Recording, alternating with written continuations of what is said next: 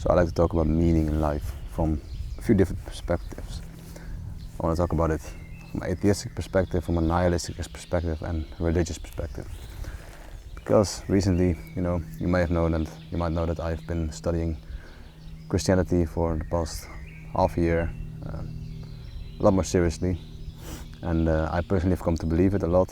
I already really believed, kind of, because I was raised religiously, but I didn't really care about it. So recently I've started to care a lot about it. And there was something happened last week, where I kind of lost motivation for life a little bit, because when you believe in something higher than yourself, when you commit yourself to Christ basically, then that is the most bright light, basically, to say it symbolically. And everything else starts to be a little bit more dim, and it doesn't really matter anymore. You start to think, okay, well, if heaven and if everything higher is more important, then what does all this worldly, what does anything on the world really matter in earth, And in a way, you could say it doesn't, which I'll come to an atheistic perspective in a second, but actually I'll come to that right now. Let's leave it off right there.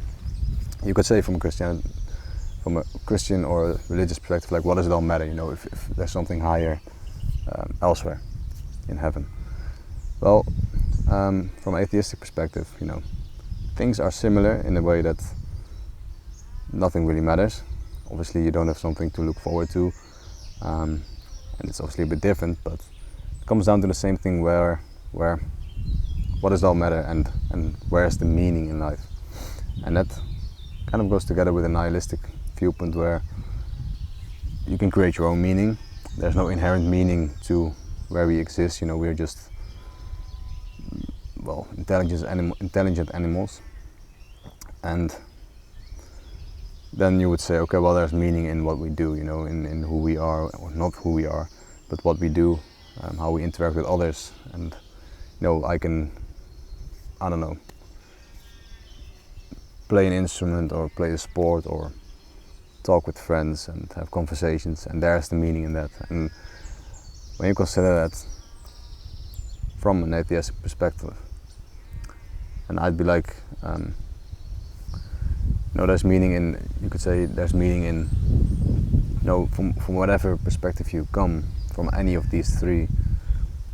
Obviously atheistic is kind of similar to nihilism in my estimation, but you can always say that there's meaning in I don't know, playing an instrument, talking with friends, or playing some sports, or just walking in nature.